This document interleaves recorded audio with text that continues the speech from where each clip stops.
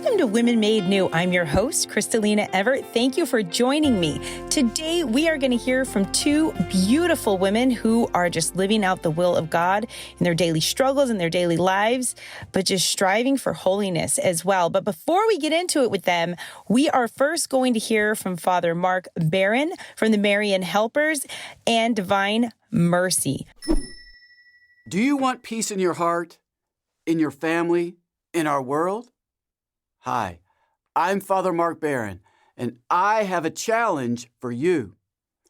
Use the Divine Mercy image to participate in our Seal the Doorpost campaign to pray for peace in our world.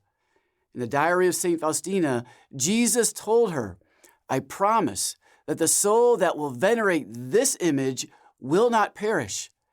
I also promise victory over enemies already here on earth, especially at the hour of death. I myself will defend it as my own glory." Jesus also said, "Mankind will not have peace until it turns with trust to my mercy."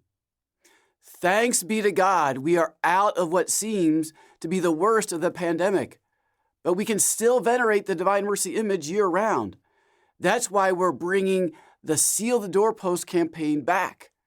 So go get yourself this image and seal your doorpost. Together, let's pray for peace. And if you want, share your experience with us on social media by posting a picture or video of you sealing your doorpost, and be sure to use our hashtag #SealTheDoorpost. We would love to see pictures of you venerating your image.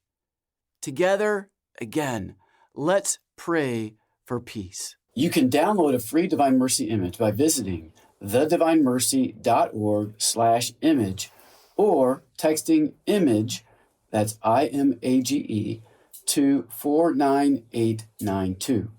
Again, download a free Divine Mercy image by visiting thedivinemercy.org/image or texting image, that's spelled IMAGE, to 49892.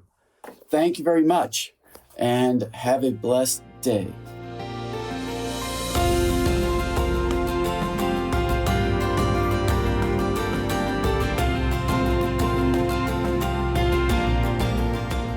Welcome to Women Made New. I'm your host, Crystalina Evert. Thank you for joining me. I am here with two beautiful women, Hester and Ashley Kaschl. Yes. Welcome to Women Made New, ladies. Thank you. Thanks for having us. Yeah, thank you.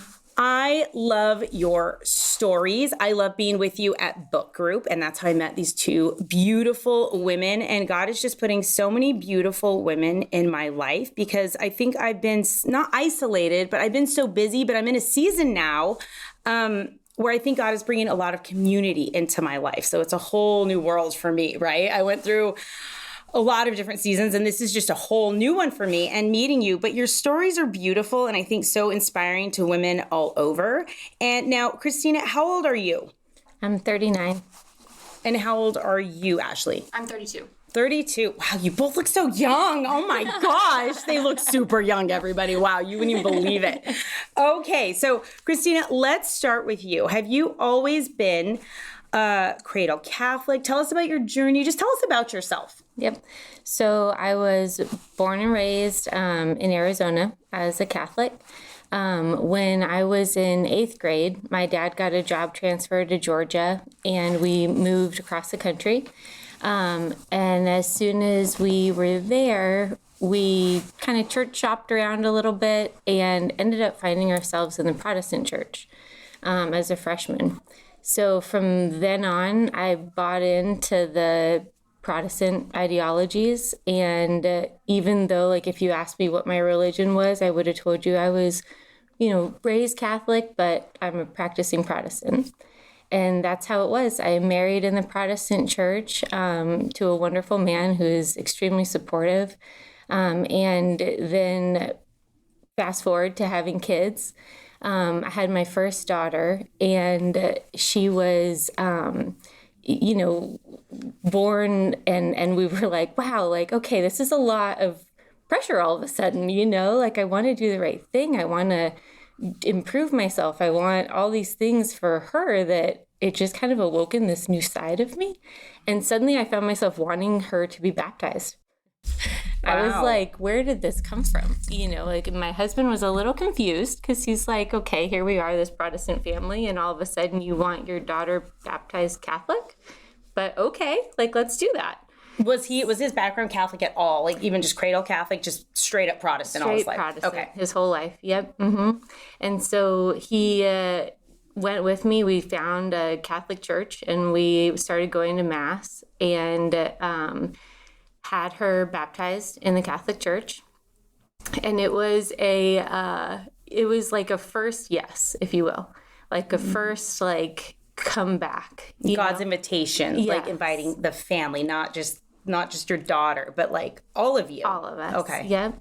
And so we did that, and it was a struggle. Every week was a struggle. The baby cried. I could find 1,000 reasons not to go on Sunday, and we fell away again. And then I had my second daughter, and the same feeling came back. Like, I got to have her baptized in the Catholic Church.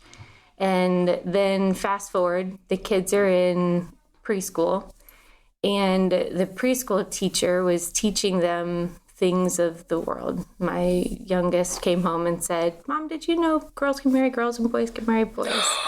And I was like, what? Oh my gosh. And so my husband and I looked at each other and we were like, what is happening? What? Like, wait a minute. And that's when it really started to turn in me. It was like, okay, we had them at a Christian school, and it was kind of a wake up moment. Like, no, there's something else that you're being asked to go down a different path. Like, this isn't the path for you. So we started school shopping, found ourselves here at St. John's. And as, we engaged with the kids in the faith, I found myself asking questions and like, wow, like they're learning so much, and yet I don't know any of this. I sure I was raised that way, but I don't know any of these details. And so in February, I went to adoration for the first time. Had never heard of that. What was that like? Tell me all about it. Like walking in and like, what is this? Oh my goodness. I'm like looking around the room like, do I sit? Do I stand? Do I kneel? Do I pray? Do I sit here quietly? Like so many thoughts. Just like I was beating myself up constantly, like, you're not even worthy to be in here. Demonic like, dialogue, why? Baby. Let me tell you what, I've experienced that in adoration too, especially before when I was trying and I was like, oh, I'm a loser. I have no business being here. I get it. Yeah. 100%. So it was, kind of an awkward thing. I'm like checking everybody out. Like, what do we do? What's the secret code here? Yeah. So, that's normal, by the way, everybody. No, you're just baby steps, right? You don't know, and you just have to keep on. So how did you keep going? Let us go into confession in May, and I hadn't been to confession since I was in high school. Went to a Catholic high school, and hadn't been since kind of they make you go. Yeah, no, I get that. Yeah, and before that, it was I don't even know how long. So were you scared? Oh, 100%. I was so scared. And I went in there with like I'm sorry for this. And that's it. I promise, like I just didn't, I don't know. I couldn't muster up the courage to say everything. Then I went back again and I said a little more. And then I went back again and said a little more. And then I went back again. And I had a priest who kept asking the right questions and took it deeper and like mining almost, right? Mining. Yeah. And also asking like, who was I?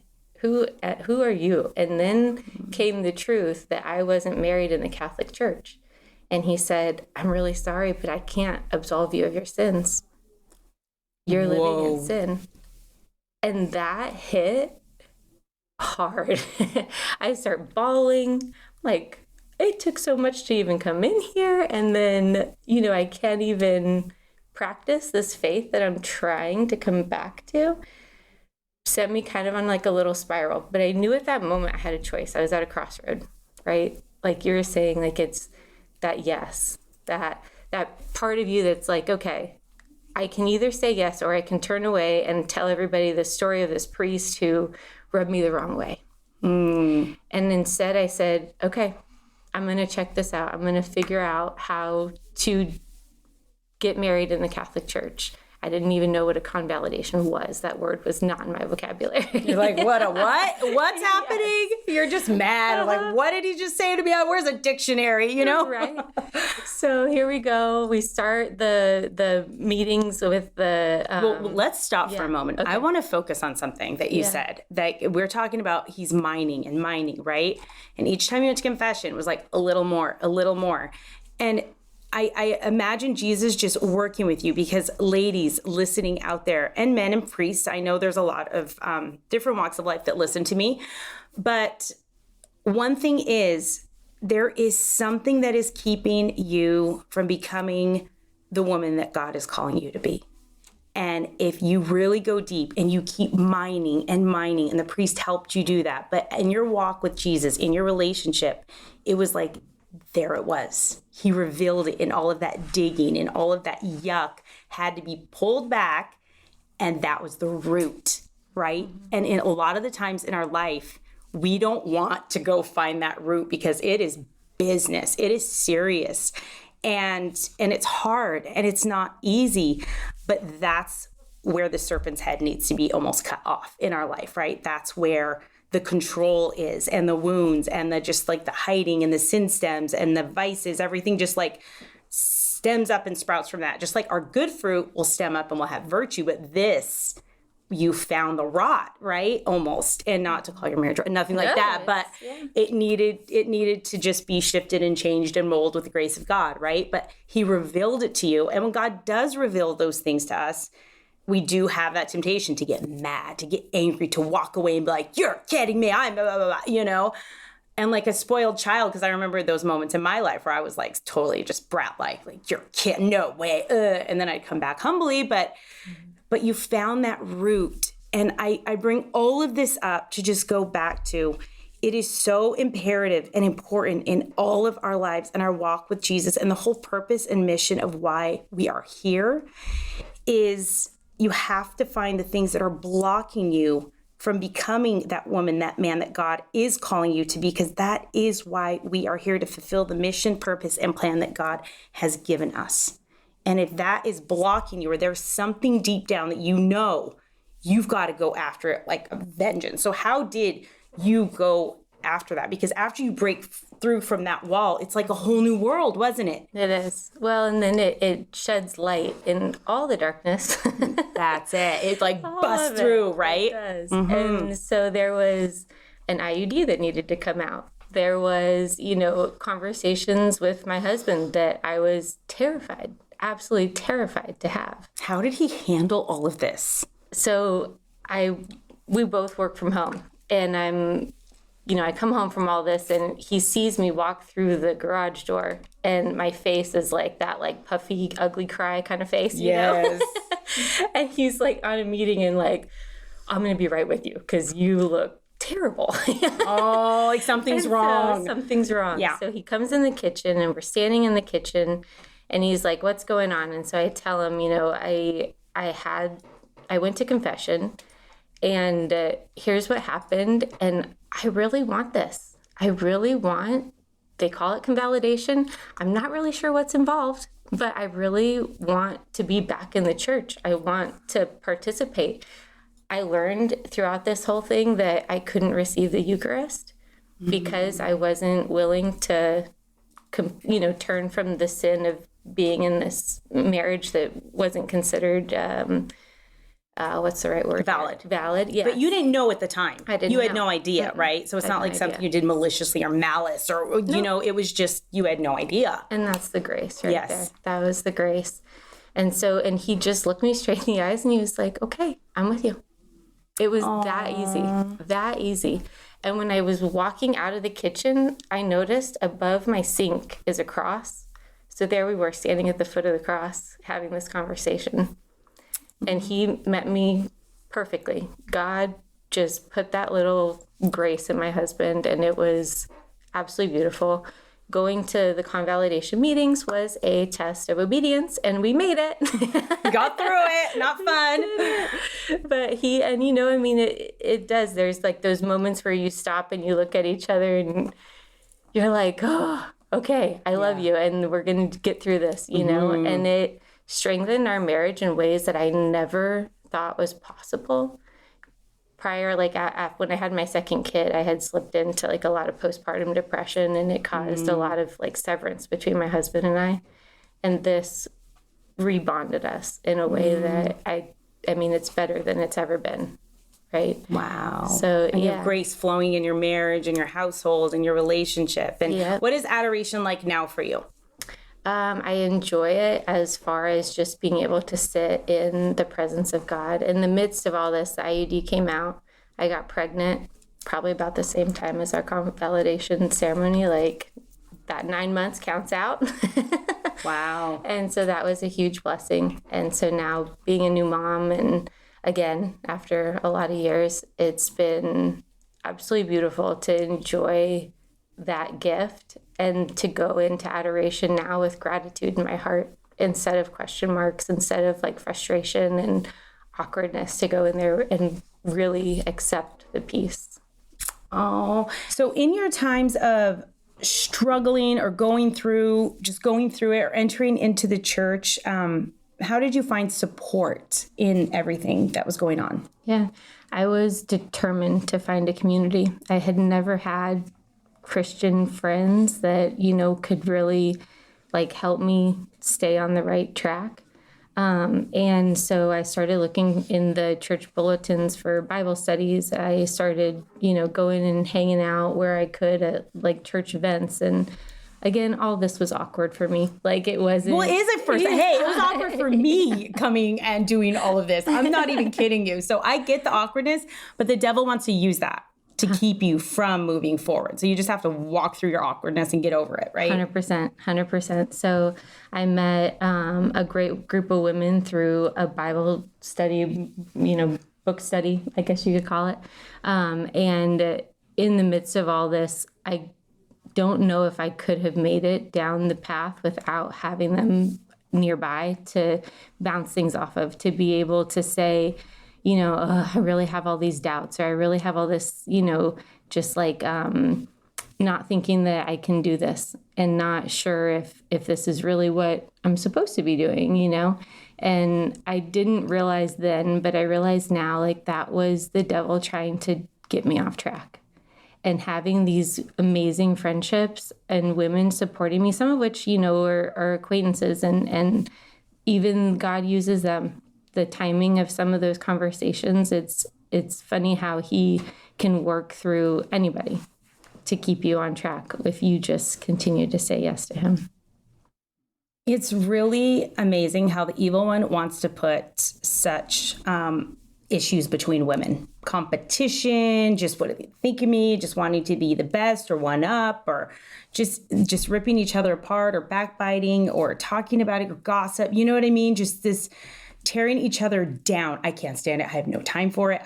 It makes me nuts, because I see how good it is when women come together and how strong that we can be in other people's lives, in our lives, in our families, just supporting and uplifting each other. And it makes sense why the evil one wants those problems, wants that competition, you know.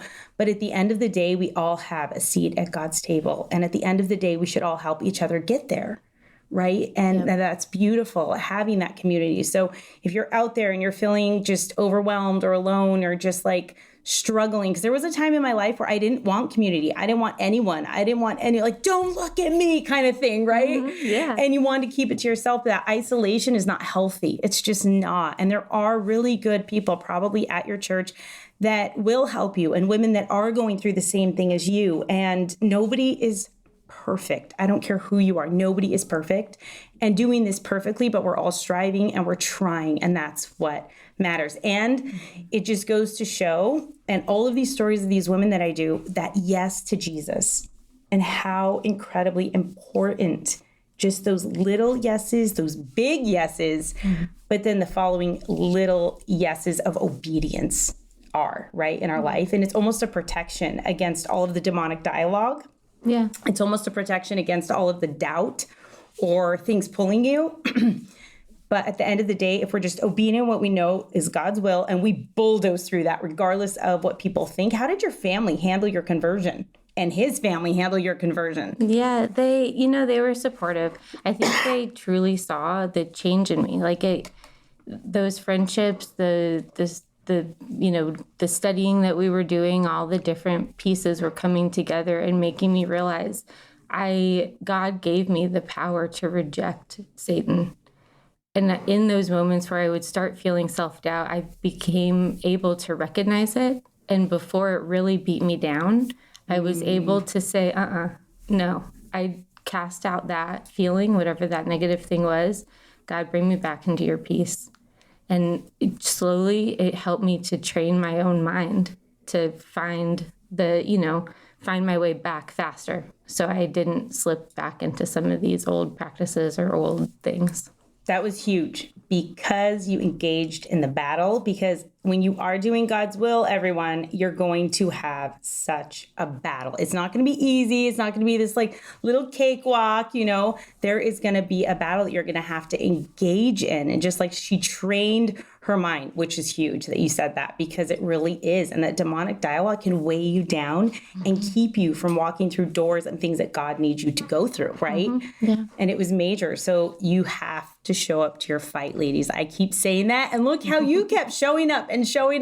And now you're here to say, look, I overcame. I had this victory over the evil one that he wants us to forget those things, but they're huge and they're big in our lives. So our yeses are massively, massively important. Agreed. Now, the women out there right now that are listening and maybe are at the bottom of that mountain that they know they have to climb, that they are just like, oh, this is ringing so true. Oh no, right?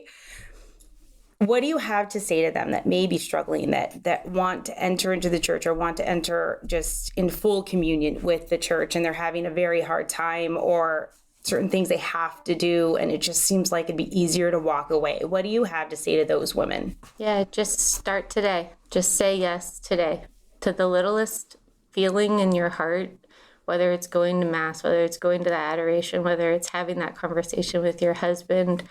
Start saying yes. The more yeses that I said, the easier it got.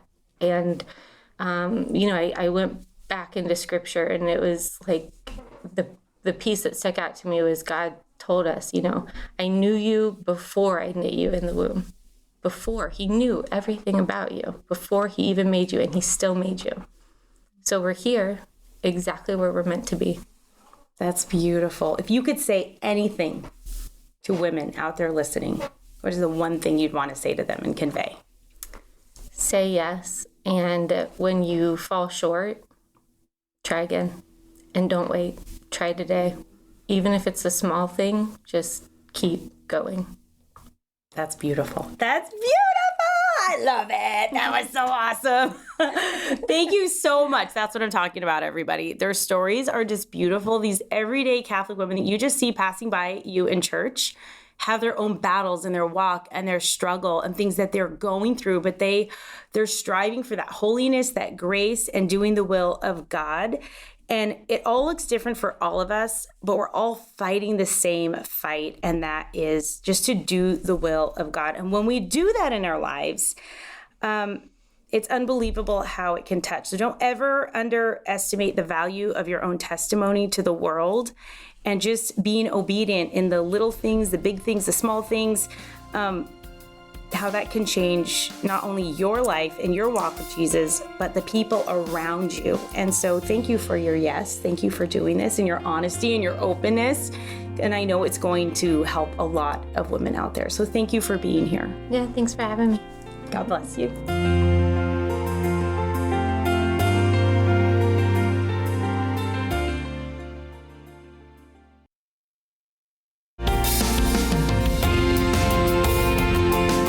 Okay, Ashley, let's get into it with you now. So tell me, have you always been a cradle Catholic?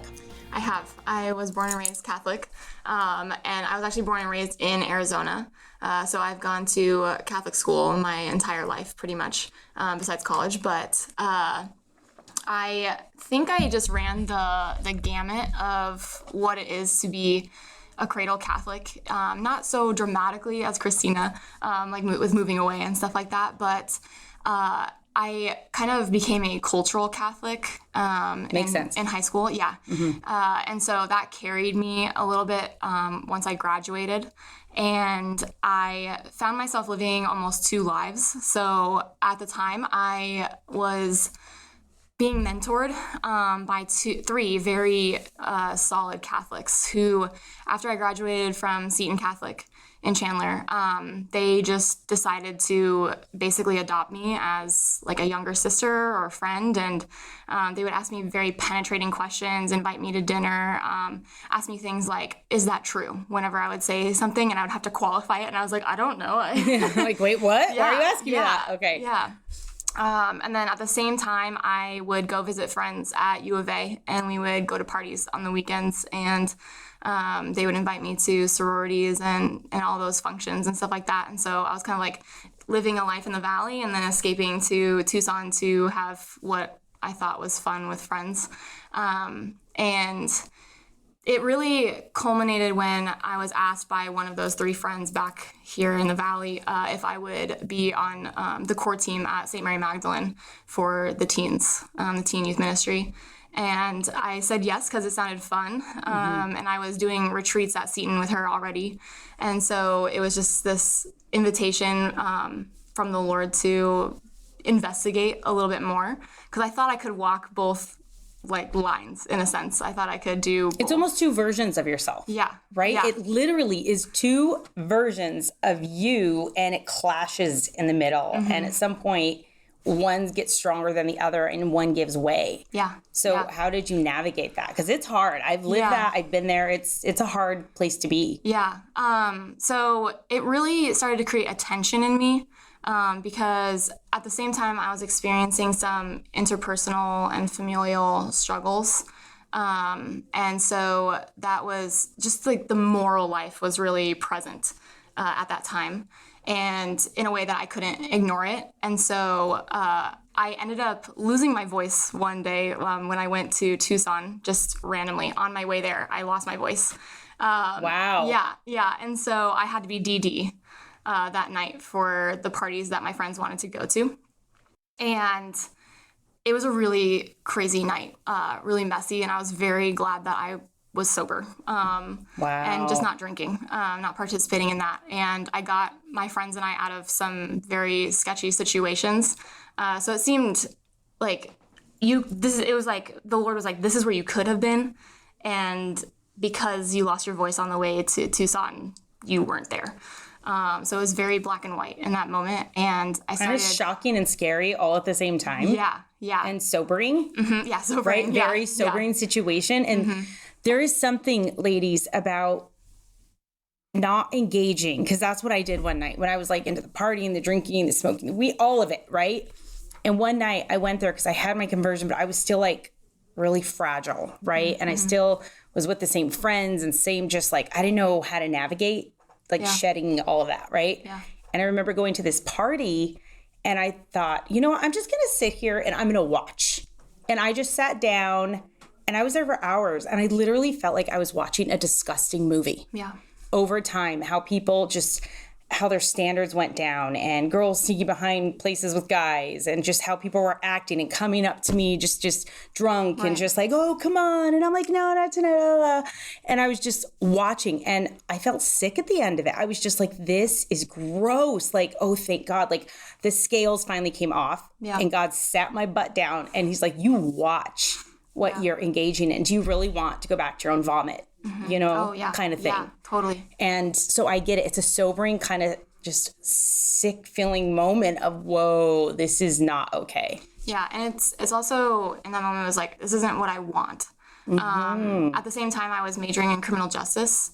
And so I wasn't really behaving in a way that exemplified that. Yeah. Just because of the close calls that we had at those parties in Tucson.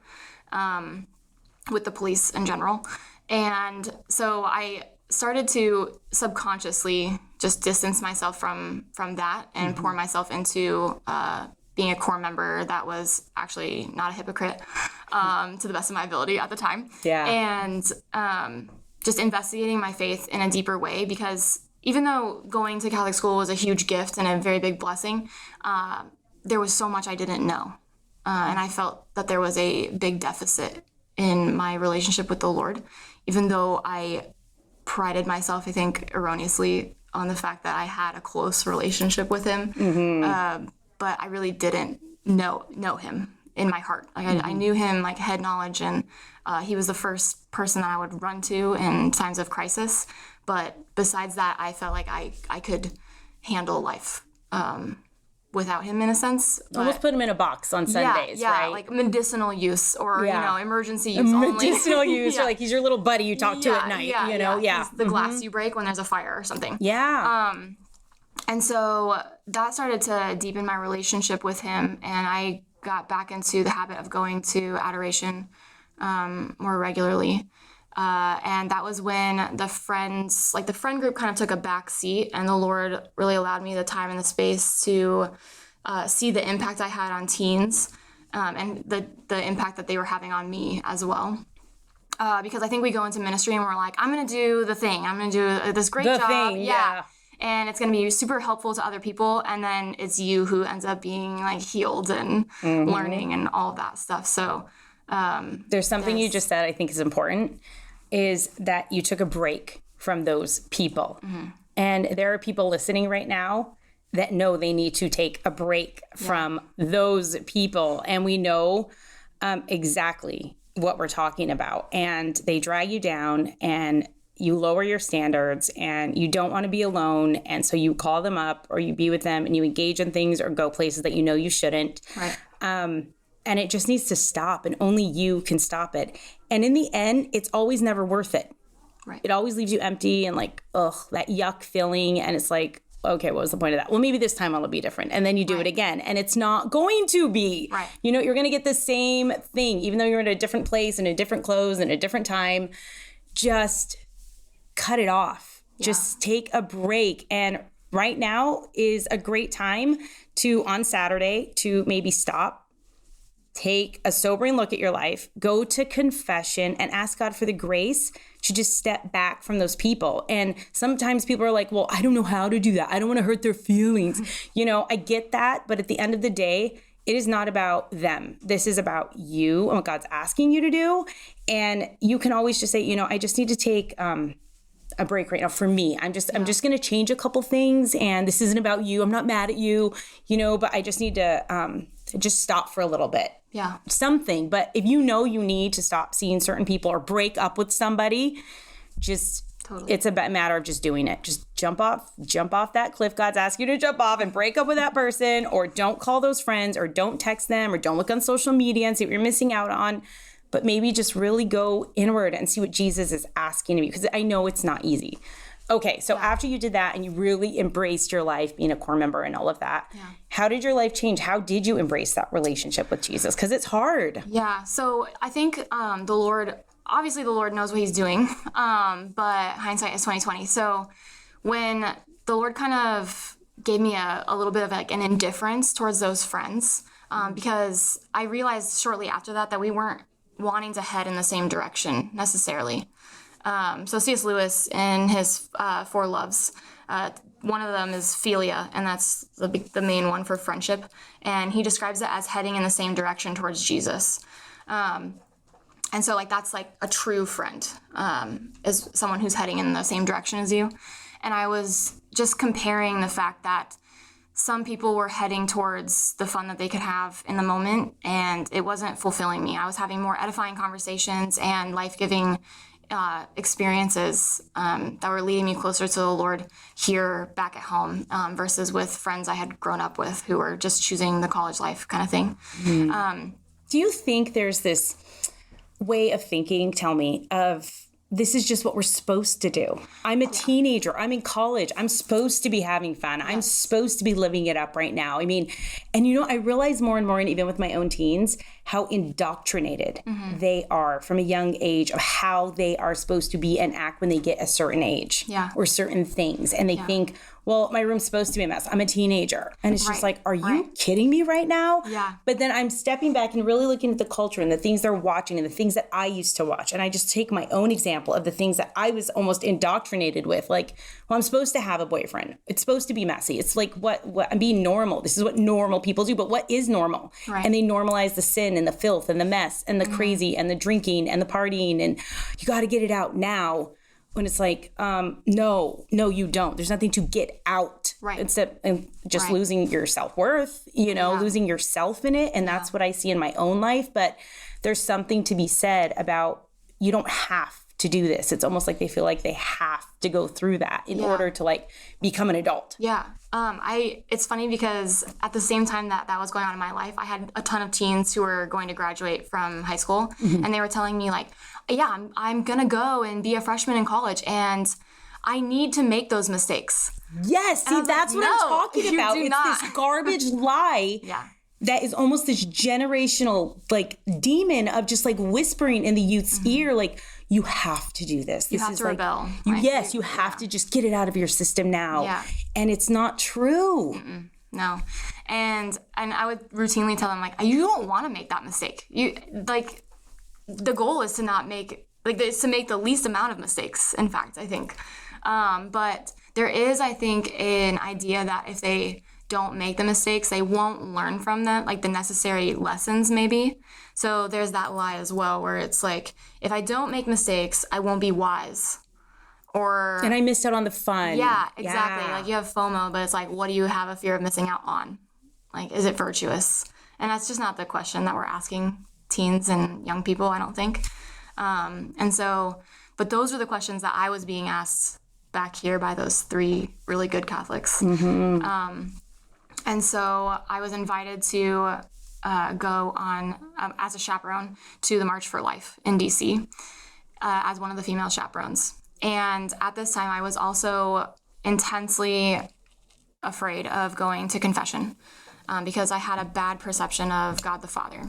So many people do because they have bad relationships with their own father and they project that onto him. So I understand that. Yeah. So there's an intense fear there that like the Lord would reject me or be mad with me, or that he wouldn't forgive me. And I knew that they were all lies, but it definitely in the moment is like, no, I'm just afraid I'm not going to go. Like I would get in line so many times. No way. And get out. Oh my gosh, no. Yes, or I would be in adoration and the line would be behind me and I'd be like, I'm good. I'm okay. I'm just gonna... Not today. Not today, Lord. Like, maybe some other time. So it was like St. Augustine where it was like, make me chaste, but not yet. But like, make me repentant, but not yet. Or brave, but not yet. Wow. What was your biggest fear? Just that he would be mad. That he would be mad at me for like failing or something like that. So it was the lie you believed that kept you from God's grace. Yeah. So many people allow themselves to believe a lie like that keep them from God's grace. And it's so not true. No, it's not true at all. And so I credit 2 of my teens at the time who came on that trip with us because we had to spend 8 hours in the Basilica, the National Shrine in DC to get our seats for Mass. Yeah. So in order to get a seat at all or to get a good seat, you had to wait and camp out essentially. And, oh my gosh. Yeah. And you could go in groups to like the side altars. So I had done that and I was sitting in the pew and our teens were trickling back in and I knew that there was confession down in the crypt, but I was like, nah, I'm okay. Like I'm just not going to go. And Pope St. John Paul II has been a huge spiritual father in my life. And so I had spent time earlier that morning kneeling on a kneeler that he had knelt on and prayed in one of the side chapels there. And I had spent some time praying on that kneeler where he had knelt. And I was just thinking about him and thinking about the healing presence of his intercession in my life. Because he had come, the Lord really gave him to me in a sense when I was really struggling and I needed a spiritual father for guidance and just the gentleness of his intercession and his encyclicals and everything that he had written and said. really poured into my life at a very crucial time. Were you at any World Youth Days that he was at? No, I wasn't. But a friend of mine was at the one in Canada, and my dad actually was an usher when he came here Wow, very in Arizona. cool. Yeah, so it was really awesome. So I have some ties to him, but a friend of mine gave me a crucifix that he blessed, and so I attached it to my rosary. But I was sitting there, and another core member who's a really good friend of mine was sitting in front of me, and one of my teens turns to me and he goes, "Did you get to go to confession?" And I looked at him and I was like, "No, Jackson, I did not get to go to confession. Why?" He's like, "Well, we're all pretty much back, and you and Brandon, the other core member, should go." And I was like, no. I was like, "Dude, no." And Brandon was like, "Oh my gosh, thank you so much. I would love to go to confession. Let's go, Ashley." Gosh. And so I'm shaking in my boots. I'm like, this is not okay. And so I went back to the kneeler where JP2 was. I had knelt before, and I just prayed for so much bravery to go. And I was like, "I need you to be a spiritual father for me. I need you to pray all the prayers for me, because I'm going to run. That's my MO. Wow. And I'm going to lie. And I don't want to lie to the teens. I want to be a good example. I don't want to live this way anymore. I don't want to be, because I knew I was being hypocritical. Yeah. I was telling them how important these sacraments were, and I wasn't, Wow. walking the walk. I wasn't being truthful. And so I get down there, and there's 3 people in line, and I was like, dang it, so I can't use the line as an excuse. Great. And I'm sitting there in the chapel, and the confessional to the side, to my left, opens up, and I'm like, okay. So I took a deep breath. I had examined my conscience. I knew all the things that I needed to say, the mortal sins that I had on my heart that I needed to confess that I had committed, out of fear. So fear is a really big motive for my sin. And that's kind of the root of the motivation. And so I walked in there, and I'm just asking JP2 to be present. I'm like, "I don't know how you're going to do it, but I need you. I'm not strong enough to do this." And I kneel down behind the screen, and a Polish priest. Oh my gosh. Yeah, a Polish priest begins us in the sacrament. And I just kind of laughed. I was like, wow, okay, thank you. So huge grace moment, and a really big conversion occurred in that confessional, because I'm also pretty prideful. And so and I know things, I have a really good memory. And so when the priest was asking me which sin I thought was the worst, I named every sin besides the answer. And then he goes, "Well, you have one left. Would you like to try one more time?" Wow. And I was like, "Sure, Father. Yes, it's this one." He was like, "That's right." And so he gave me all the reasons why that was. And it was just really beautiful. And that kind of started a deep intimacy with the Lord that What was it like coming out of confession? It was. I cried a lot. I afterwards. bet. Yeah, Just I had to take a healing moment. and just it's Yes. over. Yeah. It's done. The struggle, Yeah. the battle, it's over. Yeah, it's over. And You conquered the fear. Yeah. And I that's climbed the that thing. mountain. Yes, you climbed the mountain. Yeah. And that's what I keep saying. Okay, what is it that is keeping you from becoming the woman God is calling you to be? And she even said it. She's like, it was fear. Yeah. It was fear that was keeping me from stepping in to the direction God needed me to go. And how many of you out there right now have fear of not letting go of something, of having fear of just showing up to something or severing something in your life? Do not let fear control you, ladies. It is not of God, and he will hold your hand and he will catch you on the other side. Yeah, totally. They don't realize that, right? Mm-hmm. Yeah. And I think too, something that's just coming to mind right now in the catechism is when Adam and Eve committed original sin and the fall happened. The line that's coming to me right now is man let trust in his creator die in his heart. And so I think that fear was also keeping me from trusting the Lord, that he would be good to me, that he loves me, that, I'm a beloved daughter. And beloved daughter is actually an identity that I've been just chasing all my life and didn't know, because I'm the oldest of 4. And so I think as the oldest daughter, I take seriously my responsibility as a big sister.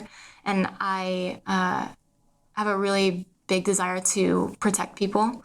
And so I have tried to, in a sense, be the protector, but would only bring God into situations when I needed him the most or when I couldn't do it.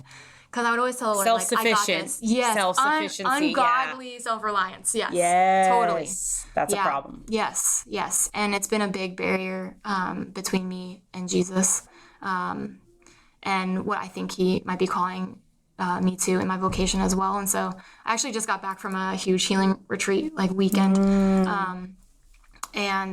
So this is still something that I'm processing, like this identity as daughter, and this like healing through that, and healing my fear, and healing some wounds of like abandonment too. Because I think like when the Lord is trying to draw us closer to him, he also gives us the struggle that will build the virtue that he needs to build in us. And so when I had, just kind of renounced, in a sense, my like that college life, or that those relationships with friends who weren't heading in the same direction as me, and I wanted Jesus, and I wanted these deeper conversations, and I wanted to know who I was, I encountered some familial struggles that I couldn't ignore, and that kind of took up all my time. And the big temptation was to abandon them. And I would constantly ask the Lord, like, when can I be done? Like, when am I done? And the Lord pretty much sent, obviously, my youngest brother into our family. And he would do something or say something that would just be a very clear sign that I was not allowed to run. Wow. Leave. Yeah. And so that was a huge part of me having to rely on the Lord, because I was making myself miserable trying to do it by myself, or with, just allowing the Lord a little bit of leeway. Don't you think, like, in our society, that feminist kind of movement, like, we can do everything and I can do it, I don't need help, I can, like, I'm stronger and I'm better, and just like the self-reliance, there's almost this thread we're always hearing of, like, we've got this, we can do it, just keep on, keep pushing, keep going, because you can be strong, but you can do it on your own. Right. And it's garbage. It's total garbage. It's such garbage. Yeah. And I realized there was so much of that, but with my like own pride, just like you're saying, it's like entangling your pride, that there's a moment you have to surrender. You literally have to say, okay, Lord Jesus, I'll let you fight this battle. Yeah. I'm not going to open my mouth. I don't know better. There's nothing I could say or do right now that is going to be better than how you can come in and defeat this, because I can't. And I'm not doing a good job at it either. Right. And I need you to do the heavy lifting, because I'm getting crushed alive under what I thought I could lift and carry and manage. I can't. Yeah. And so there's this humbleness about it, but also this relief once you do it of, God's got this. This isn't my problem. And I need you to help. And asking for help is really hard, especially when it comes to yourself and your spirituality and things you have to admit, like, I can't handle this. Yeah. And correcting like really bad habits. Confession ended up being the best thing ever for this, because when you confess specifically something, so I would initially have qualifiers in confession, where I would go and I would confess my sins, but I would have like qualifiers for them.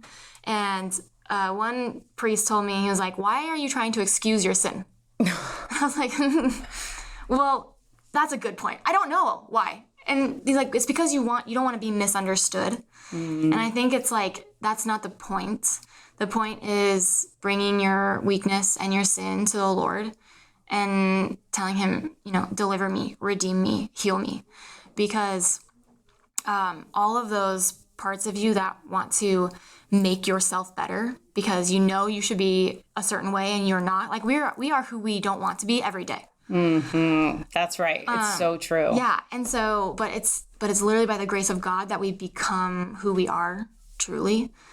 And you can't strong arm your way into that. I love that. Say that again. What? You can't strong arm your way into becoming who God created you to be. That's right. It's not the way. And so many people are misinformed or confused and think you can, and that's how it is. And it's really not. It's really through the humility. And I get it that you are stronger, but Jesus it's with him, right? Yeah. It just is. There's no other way. And as you kind of just shed the world, right? That's really what it is. And I see it in myself, and I see it in a lot of the women that I'm talking to, is as you're getting closer to Jesus and you're having this conversion of heart and having this conversion in your life, there's almost this incremental shedding of this person you are in the world and being told who you are and the lies that you believe. And as you get closer to Jesus, it's like you're stepping into God, who he created you to be on a spiritual level and not on a fleshly level. And you're shedding the flesh almost of the world and what it wants to just cling onto you, right? Yeah. And as you get closer, the devil has got to go. He cannot stand the light. Absolutely. And it will eventually go away. Those bad habits, the way you dress, the things you listen to, where you go, you don't desire those things anymore. It just, it slowly just kind of gets out of your system almost. Yeah.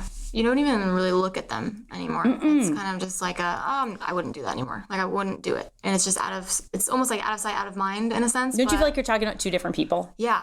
Yeah, totally.